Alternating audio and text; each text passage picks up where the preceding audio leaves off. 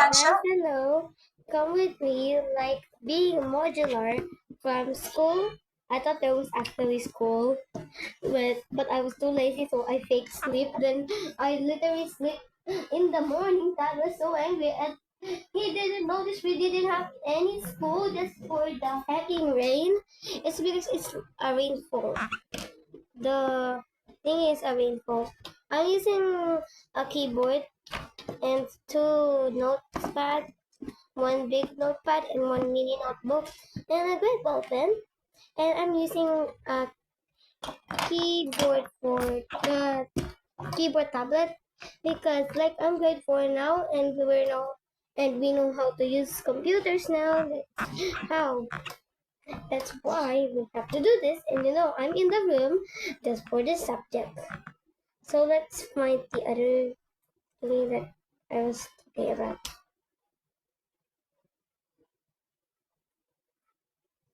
Not here, not here. Let's go back to Messenger. There you go.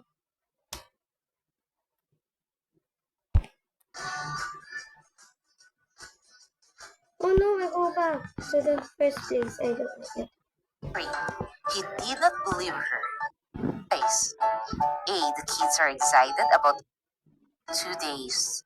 She had high fever. Mother placed an ice cap on her forehead. Then she took her to the clinic. She was attended to by physician and she was admitted to the hospital.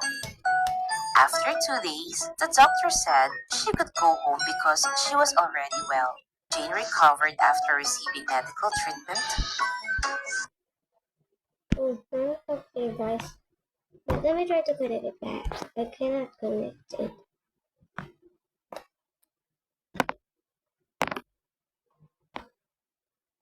Hey, am I connected? Let me check. Am I connected? She there you go.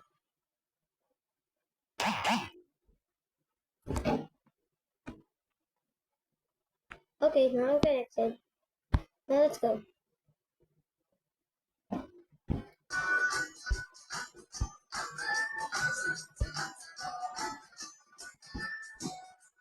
Back to the story. Like I'm in the story now.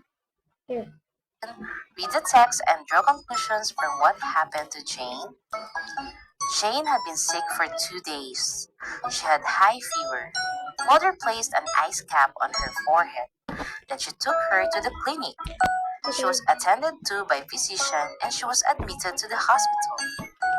After 2 days, the doctor said Okay, I have to take notes. from what happened to Jane. Jane had been sick for 2 days. Wait, guys, I'm writing now.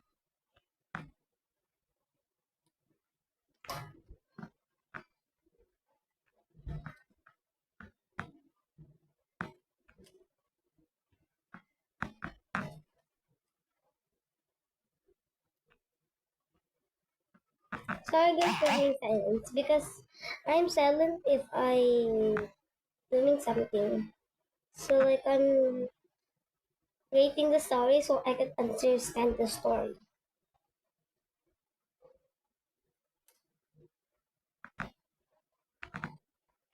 I As how am I so fast to like write? It's because my writer that I'm using is so fast. But like I'm gonna change my ballpen so this other ballpen is actually so expensive and I don't wanna lose the the ink. So like I'm gonna change that. Like I'm not gonna use it anymore. I'm using the other ballpen, the cheap one.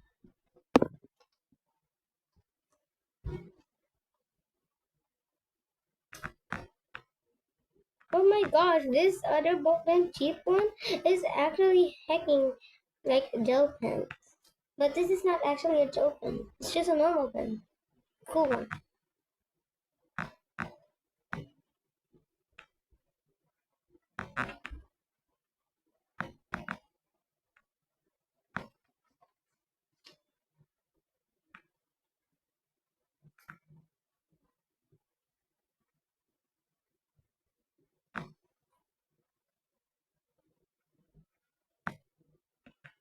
I'm not copying the video. I'm actually understanding the video. I'm writing the story so I could know what is the story.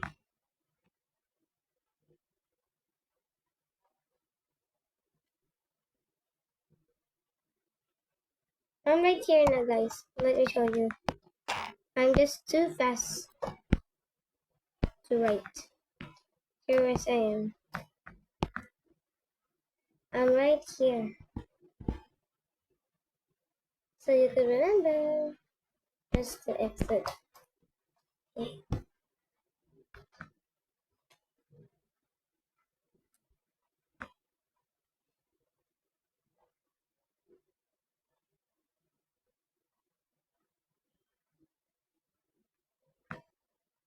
I thought this one was gonna be a hospital, but it's clinic.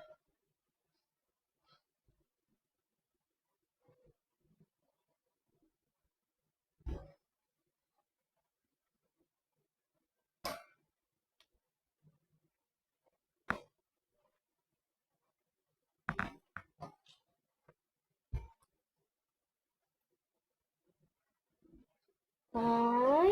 I'm by now. The Siki is I don't know how to read it. I don't know what the pronunciation is. So can I talk Filipino, guys? I'm from Filipino.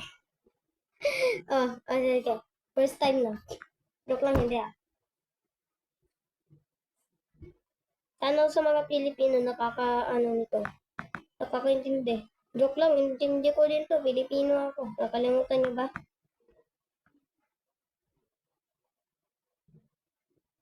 Okay, back to English.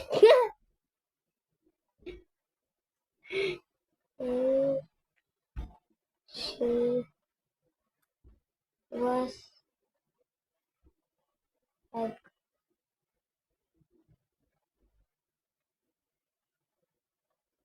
next, double T ba?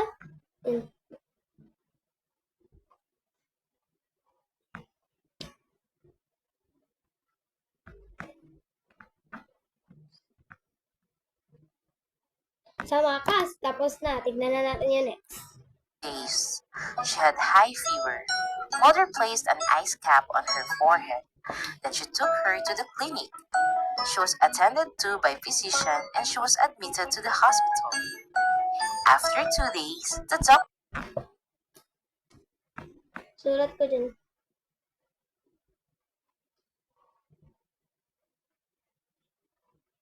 After 2 days, the doctor said said said she could wait tayo sa yun. Could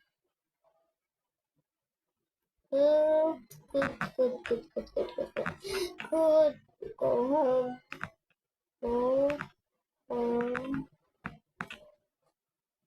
because busy na lang kasi alam ko naman meaning ng busy. She was already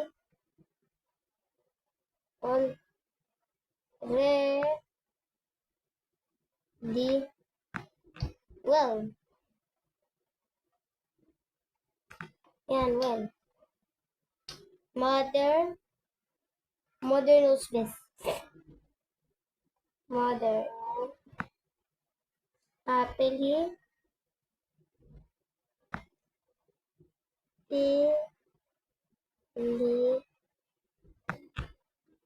brought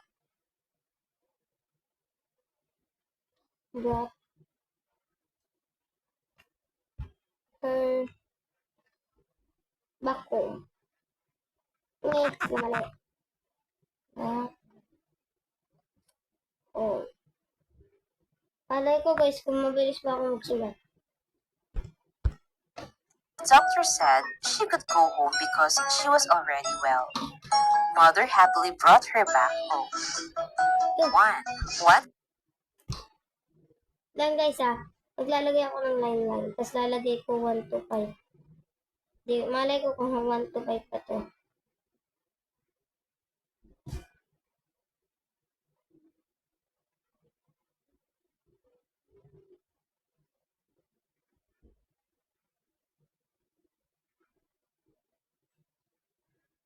Nakasulat lang. Tapos na. Okay.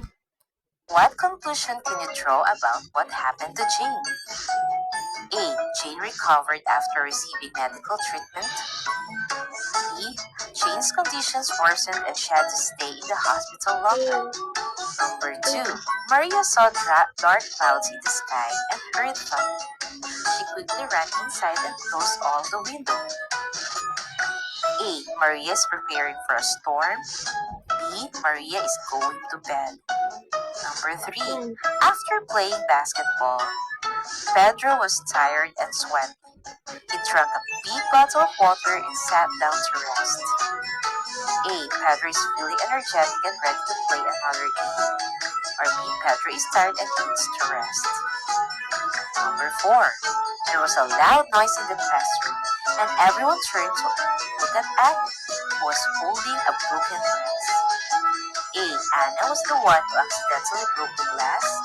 Or B. Anna is cleaning up the mess someone else made. Number 5. Sarah's dog was barking loudly at the door. When she opened it, she saw a delivery person with a package. A. The dog was barking because it was hungry. Or B. The dog was barking because someone was at the door. Here are the answers. Next. Okay. 1 tama. A, tama. Alam mo, Mamiya, ba't black? Inilit ko nga. 1 tama. 2 tama. Tama. Mali ako sa 4. Tama. Yun. 5 ako. 5 ako.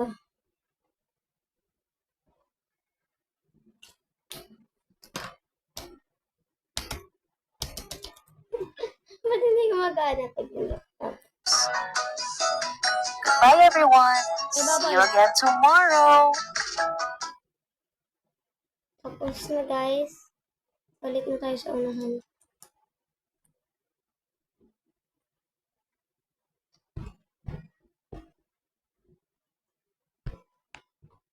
Tignan na natin ang next natin ang gagawin. Filipino.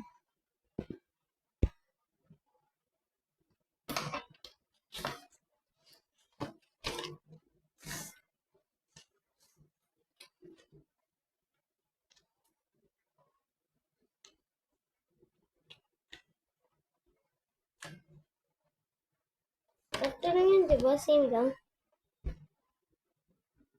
50 years ng pinagbubuti ng Bicon Scientists. Ang pagbibigay namin sa inyo ng proteksyon.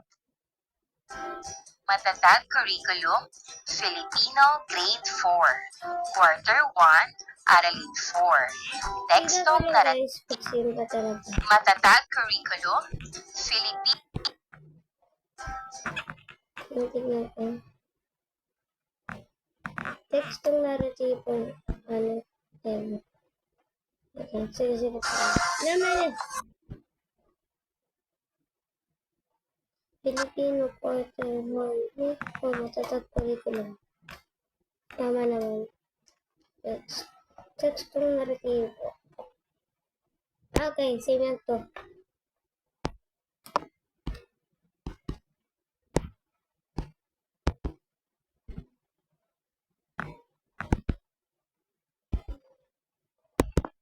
Mas gusto ko to.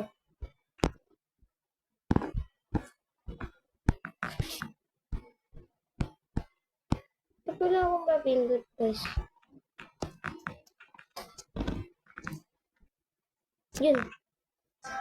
Matatag Curriculum, Filipino Grade 4, Quarter 1, Aralin 4. Tekstong naratibong anekdota.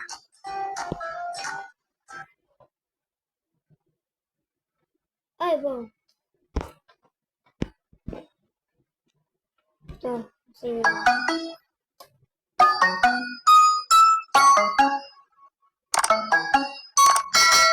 Guys, Grabe, lakas pala. Magandang araw mga bata, kumusta kayo? Sana kayo ay nasa maayos na kalagayan sa araw at linggong ito. Oo, Nawa buhay ay ko na yan. kayo ay may malusog na pangangatawan at nasa magandang kondisyon para mag-aral muli ng panibagong aralin para sa Filipino. At tayo ay nasa ika-4 na linggo ng ating pag-aaral para sa unang quarter, no?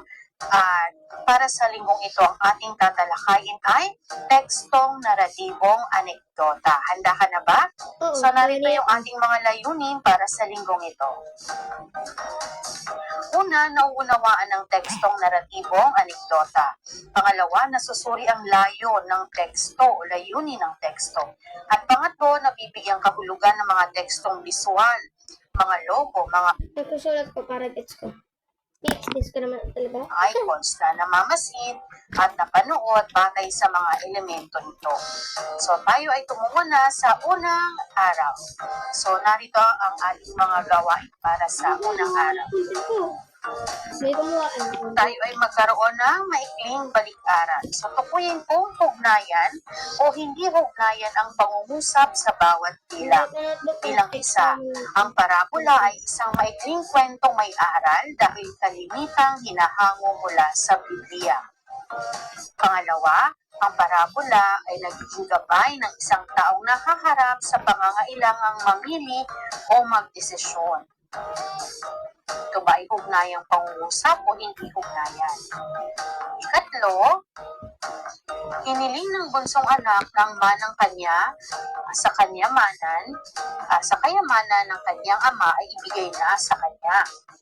Apat, tayo'y nagsasaya ngayon sapagkat ang kapatid mong namatay ay muling Balik-aral nabuhay. lang pala ito. At bilang 5, nang malaman niya ang sanhi ng Viewer. kasayahan ay gayon na lamang ang kanyang galit kaya di napnayan. Ang ikalawa at ikatlo ay Ayan ito. kat ang kapatid mong namatay ay muling nabuhay. Kanyamanan, ugnayang pangungusap o hindi Alam ko. ugnayan. Ikatlo, Ay, ma. kalimitang hinahango. Lang. Sulat ko na ang number 1 hanggang number 5. Di ba, guys? Tama ba? Maybe it's right. And let's go. 1, 2, 3, 4, 5. Okay, guys. Gusto ko din kung kaya o hindi. Huwag na yun. Focus ko. Okay.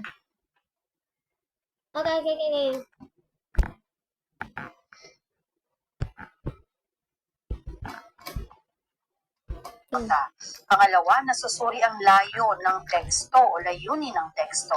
At pangatlo, nabibigyang kahulugan ng mga tekstong visual, mga logo, mga icons na namamasid at napanood batay sa mga elemento nito. So, tayo ay tumungo na sa unang araw. So, narito ang ating mga gawain para sa unang araw. Ganito mo na sa Tayo ay magkaroon ng maikling balik-aral. So, tukuyin kung hugnayan o hindi hugnayan ang pangungusap sa bawat bilang. Bilang isa, ang parabola ay isang maikling kwentong may aral dahil kalimitang hinahango mula sa Biblia.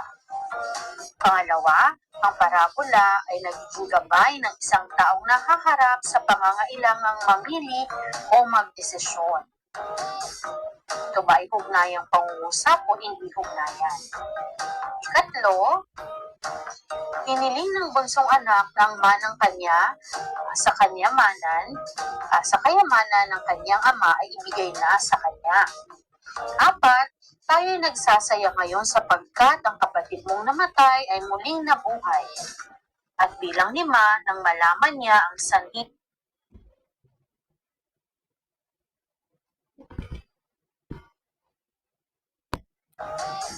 ito ba ay hugnayang pangungusap o hindi hugnayan? Ikatlo, hiniling ng bunsong anak ng manang kanya sa kanyamanan, sa kayamanan ng kanyang ama ay ibigay na sa kanya. Apat, Tayo'y nagsasaya ngayon sapagkat ang kapatid mong namatay ay muling nabuhay. At bilang 5, nang malaman niya ang sanhi ng kasayahan, ay gayon na lamang ang Nang nalaman niya sorry guys. Nang nalaman niya ang sanhi ng kasayahan na ngayon na lamang ang kanyang galit kaya't hindi natin ang sariling sinubatan ang ama. kanyang galit, kaya di napigilan ang kanyang sarili at sinumbatan ang ama. Tingnan nga natin kung wasto ang iyong kasagutan. Ang unang natin. Oh my gosh! Okay. Isa lang mali ko. Good job na naman ako. Isa lang mali ko. Ano ba to? Puro black na nasusulat ko. 1 tama. 2 tama ako. 3 mali ako. 4 tama ako. 5 tama din ako. Okay, 4 na naman ako. Galing ko talaga. Anong magaling doon ako? Magaling ba ka talaga? Guys, comment below pag magaling ba talaga ako. Ang pangungusap ay hugnayan, ang ikalawa at ikatlo ay di hugnayan, samantalang ang ika-4 at ika-5 pangungusap ay mga hugnayang pangungusap. Nakuha mo ba ng tamang sagot para sa 5 bilang? Kung gayon, binabati kita. Okay, para sa ating pagpapatuloy, tayo ay tumungo sa ating kalasalita. Ibigay ang salitang binibigyang kahulugan sa bawat bilang at kulayan ang nasa kaliwa o nasa kanan na salita ng wastong kasagutan. So una, anumang ninanais na makuha o marating? Ito ba ay layon o ayaw? Anumang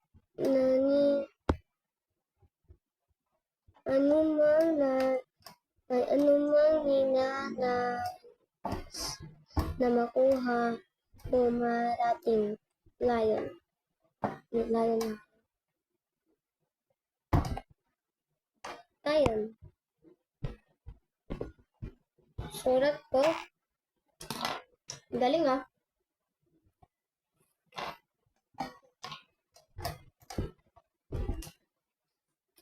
Ano guys, susurat ko na.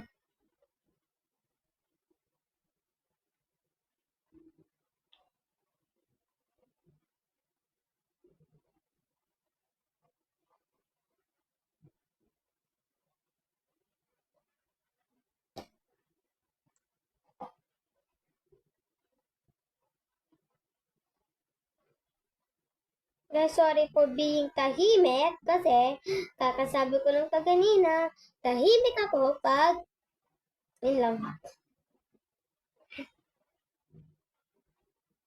Okay.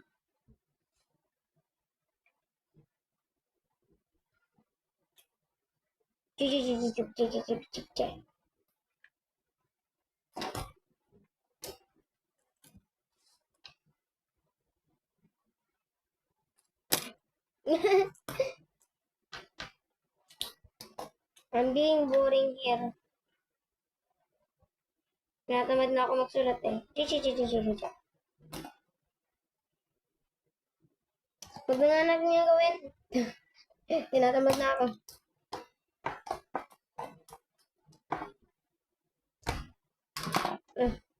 Dalawa, maikling salaysay tungkol sa kawili-wili o makabuluhang pangyayari sa buhay ng tao. Alamat ba o anekdota? At pangatlo, ginagamit sa pagtingin o pagtanaw. Visual ba o pisikal? Tingnan natin kung nakuha mo ba ang wastong sagot para sa ating kalasalita. Uy, tama! Uy, tama! Okay, narito ang mga wastong sagot. Layon, anekdota, at visual. Ngayon, pakiramdam ko ay handang-handa ka na sa ating aralin para sa ikalawang araw. At sa ikalawang araw, tayo ay magbabasa ng isang anekdota o naratibong anekdota sa panulat ni Alan M. Putle, si Pilo Bibo. Basahin natin ang anekdota ito. Ang magandang kinabukasan ay pinaghahandaan. Ang pag-abot ng mga pangarap sa buhay ay bunga ng pagsisikap sa pag-aaral. Karaniwan sa mga may determinasyon ay may matagumpay na kapalaran. At ito ay matulad sa isang pakikipagkaibigan. Pasukan na naman, nagunahan ang mga mag-aaral na pumasok sa kani-kanilang silid-aralan. Sabik na sabik silang makita muli ang mga dating kaibigan at makilalang lubos ang mga bagong kamag-aral. Samantala, may batang bihis na bihis. Nagpalinga-linga si Pilo. Nang makita ang grade 4 Ilocos na nakasabit sa may pintuan, ay agad siyang tumakbo. Pumasok na siya sa silid at agad pumagitna. Magandang araw po sa inyong lahat. Masayang pagbati ni Pilo. Lahat ay nagulat. Nagtinginan sa isa't isa. Biglang nagtawanan dahil sa pagkurap-kurap ng mga mata sabay pagngiti ni Pilo. Kitang-kita ko na kayo ay nagulat sa aking pagdating. Ibig ko sanang ipakilala ang aking sarili dahil ako ay bago lamang sa inyong paaralan. Hindi kumibo ang mga mag-aaral sa grade 4 Ilocos. Napakatahimik ng buong silid ng mga sandaling yaon na tina namangha sa kanilang natunghayan. Muling nagsalita ang batang Bibo. Ako nga pala si Pilo, batang bibo at pala kaibigan. Ang aking kasabihan ay kapag walang kakilala, ikaw ang magpakilala. Sabi sa akin ni nanay ay gulatin ko raw kayo. Kaya ang ginawa ko kanina ay kinulat ko kayo ng masayang pagbati ko. Gusto ko sana ay maging kaibigan ko kayong lahat. Nagulat ang lahat sa sinabi ni Pilo. Pagkuwan ay nagbulungan ang mga mag-aaral. Habang naglalakad na patungo sa kanyang upuan, isa-isang kinamayan ni Pilo ang mga kamag-aral, sabay tinatanong ang kani-kanilang mga pangalan. Nagustuhan mo ba ang kwento ni Pilo na isang bibo? Ngayon ating sagutin ang mga gabay na tanong. Tungkol saan ang anekdota? So ito ay batay sa inyong napakinggan ay tungkol sa isang bagong mag-aral na nagngangalang Pilo. So sino-sino ang mga tauhan sa anekdota? So narito yung mga kamag-aral ni Pilo at si Pilo mismo na isang bagong mag-aaral. So paano ba binati ni Pilo yung mga kaklase niya? So ginulat niya, pumagit na siya sa kanilang klase at pinakilala ang kanyang sarili bilang bagong mag-aaral. Ano ang naging tugon ng kanyang mga kamag-aral? So nakita natin na natulala sila, napatahimik sila, pero sa huli ay parang nagbulong-bulungan at nagtawanan sila. Ano ang ginawa ni Pilo habang siya ay papunta sa kanyang upuan? So kung babalikan natin, matatandaan natin na habang bumabalik siya sa kanya o pumupunta siya sa kanyang upuan ay iniisa-isa niyang kinakamayan at tinatanong yung pangalan ng kanyang mga kamag-aral. So parang napakaganda ng ganitong halimbawa ni Pilo bilang isang mag-aaral. Makikita natin yung kumpiyansa niya sa isang sarili. Kumpiyansa niya sa kanyang sarili.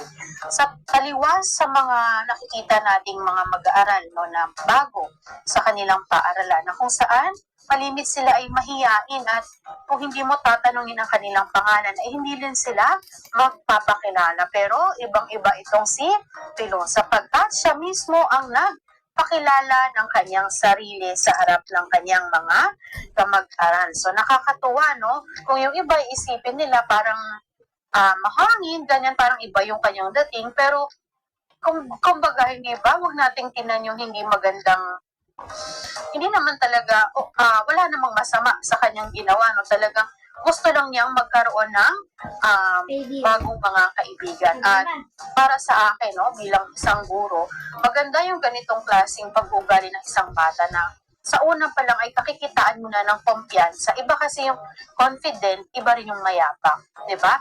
Iba yung may kumpiyansa may tiwala siya sa kanyang sarili, at iba naman yung nagyayabang lang, hindi ba? So sa mga ganitong klase ng bata na may tiwala sa sarili ay naklubos na nakakabilib. Ibig sabihin, secured siya, no, na alam niya kung ano yung kanyang kahusayan at alam niya rin kung saan siya mahina. Okay.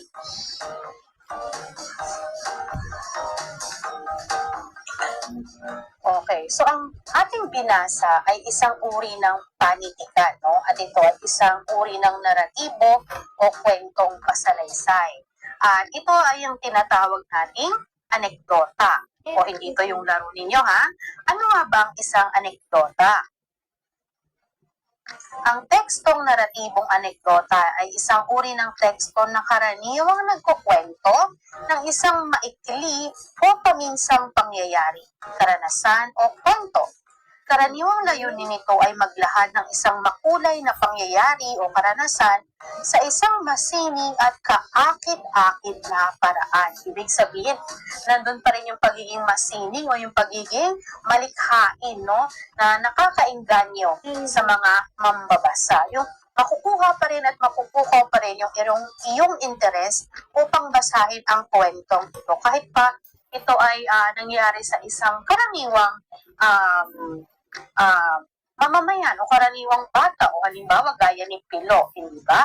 Pero dahil sa masining naging kaakit-akit at naging malikhain yung pagkakakwento, no?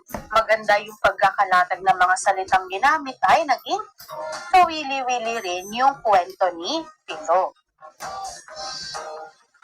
Ito ay maaring naglalaman ng mga detalye, mga karakter, mga lugar, at mga pangyayari na nagbibigay kulay sa kwento. Sa madaling salita, ang tekstong naratibong anekdota ay isang uri ng kwento na may layuning magkwento, magsalaysay, o magpahayag ng isang karanasan o pangyayari ng masining. Huwag nating kakalimutan yung salitang masining kasi ito yung pagkakaiba niya sa mga ordinaryong kwento lang na ating nababasa. Nandun pa rin yung pagiging malikhain, no? At pagiging masining sa pagsusulat ng kwentong ito. Okay. So ngayon, ano nga ba yung layo ng tekstong si Pilo Bibo? Ano ba sa tingin nyo yung layunin niya? Ano ba yung nais niyang iparating sa atin? No? So para sa akin, no, hindi magiging hadlang na ikaw ay bago sa inyong paaralan para ikaw ay hindi magkaroon ng mga bagong kaibigan. Di ba? Yung tiwala mo sa sarili mo, nasabi nung nanay niya, kung wala kang kakilala, ikaw ang unang magpakilala. Hindi ba? Napakaganda ng bibi ng kanyang nanay. No, na kapag wala kang kakilala sa isang lugar, ikaw na mismo ang unang bumati at makipagkilala. So, ipinapahayag din ito yung kumbaga, binabasag niya yung typical na kwento ng isang bata na transferring sa isang paaralan na kung saan siya ay tahimik, no? Hindi siya kumikibo o sa unang araw ng kanyang klase, nandun lang sa sulok. Yun yung mga kalimitang kwento, di ba? Pero itong si Pilo, no, yung kwento niya ang nagpapatunay na, kumbaga, hindi hadlang yung ganitong hindi ibig sabihin na ikaw ay bagong mag-aaral ay kailangan tahimik ka lang, no? Kailangan nandun ka lang sa isang sulok at hindi ka magsasalita. Pwede pala, sa sukis naging mabisa ba ang paggamit ng elemento nito tulad ng angkop na wika ng tauhan, paglalarawan sa tagpuan at pangyayari, di ba? Napakaganda ng paghahabi, no, ng manunulat ng kanyang kwento mula sa paglalarawan sa tagpuan na isang batang bibo, gayon din sa paglalarawan niya sa tagpuan, madali nating naunawaan na ito ay unang araw ng klase at yung pangyayari na ito ay unang araw ng klase at bagong pasok si Pilo sa kanyang paaralan. Okay, ngayon, no? Tingnan nga natin kung matutukoy natin yung sumusunod na kwento ay tekstong naratibo. Ay anekdota ba o hindi? So, susulat o gagamit tayo ng visual na happy face, masayang mukha kung tama at sad face naman kung hindi. Tanong ako sa group, para sa akin ito ay hindi. No? Kasi parang karaniwan lang itong pagsasalaysay, no, ng isang pangyayari. No, parang walang espesyal. Para sa akin, hindi ko din alam kung paano interpretasyon ng inyong guro dito, pero ito ay personal kong pananaw, no? Kung disclaimer lang, no? Hindi ko sinasabing ang mga sagot ko dito ay tama lahat, pero ito ay batay sa aking opinion at pananaw bilang isang guro. Okay, pangalawa. So para sa akin ang bilang isa ay sad face. Bilang dalawa, nung bata pa ako, naglaro ako ng taguan kasama ang aking mga kaibigan ko. Ng mga kaibigan ko sa loob ng bahay. Nakatago ako sa ilalim ng kama nang biglang pumasok ang aking ama at nagsimulang maghanap. Hindi niya ako mahanap kahit nasa ilalim lang ako ng kama.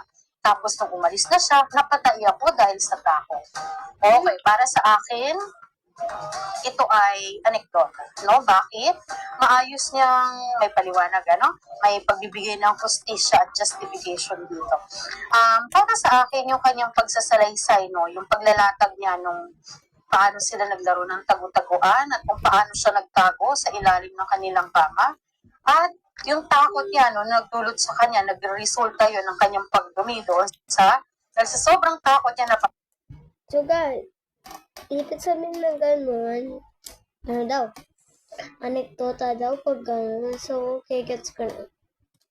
padumi siya, no? Yung ginamit nilang dito word ay medyo, pero wala namang problema tayo sa ganitong salita, no? So, para sa akin, ang bilang dalawa ay anekdota. Bilang tatlo, tulad ng maraming mga Pilipino, isa rin ako mahilig sa laro ng basketball.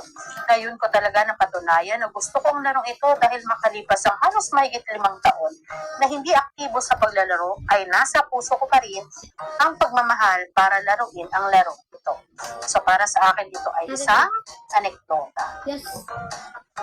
So, happy face yung number 3. Number 4, nasabing ang puno ng lansones ay karaniwang makikita sa Luzon. Gayunman, walang gaanong pumapansin dito. Isang araw, isang magnanakaw ng kalabaw ang hinahabol ng mga tao. Napagawi ito sa lansonesan at doon nagpago. Sapagkat gutom na rin ang magnanakaw sa katatakbo, pumita siya ng lansones at kumain. Nalason siya, dinatan siya ng mga taong patay at may bakas pa ng bula sa bibig. Mula noon, pinagkakatakutan ng lansones. Walang nangahas kumain ito. So, paari itong anekdota, no? Para sa akin, ito ay anekdota. Bilang 5, maganda ang panahon, mainit ang sikat ng araw, maaga pa lang may gising na silang gam. Nagluto siya at kumain, pagkatapos lumakad na siya. Gaya ng dati, naghahanap siya ng pagkain. Isang butil ng bigas ang nakita niya. Pinasan niya ito at dinala sa kanyang bahay. Nakita siya ni Tipaklong. Magandang umaga, kaibigang langgam, pati ni Tipaklong. Kay bigat ng iyong dala. Bakit ba wala ka nang ginawa kundi maghanap at mag-ipon ng pagkain? Okay, para sa akin, ito ay hindi anekdota sapagkat ito ay isang pabula. Dahil ang tauhan ay mga hayop. Okay. Narito na tayo sa ikatlong araw. At para naman sa ikatlong araw, ang ating bibigyang pansin ay ang tekstong visual. No? So, mayroon tayong mga larawan dito at tukuyin natin yung kahulugan ng mga sumusunod na icon o mga visual na larawan. Bilang isa, no, makikita natin na ang icon na to ay nagsasabi sa atin na maghugas ng kamay. No? Lalong-lalo na. Actually, matagal naman na itong mga icon na ito. Pero lubha lang natin napahalagahan noong tayo ay nakaranas ng pandemya. So, bilang isa ay paghuhugas ng kamay. Para sa bilang dalawa, ito ay nagbibigay sa atin ng kaalaman, no? Itong icon na ito, nagbibigay sa atin ng impormasyon na ito ay palikuran, no? Na kung saan restroom o comfort room para sa babae at sa lalaki. At bilang tatlo, no, ito ay icon ng isang fire extinguisher na ito ay gagamitin sa oras ng sunog. So ngayon, magtala ng iba pang visual na makikita sa labas ng paaralan. Okay, maaari dyan yung bawal tumawid, maaari din yung icon ng pedestrian lane na kung saan yun ang tamang tawiran. Maaari din makita natin dyan yung bawal na magbusina, no blowing of horns kasi school zone, no? Yun ay paaralan. So, pinagbabawal yung pagbusina ng Walang malakas. privacy sa school.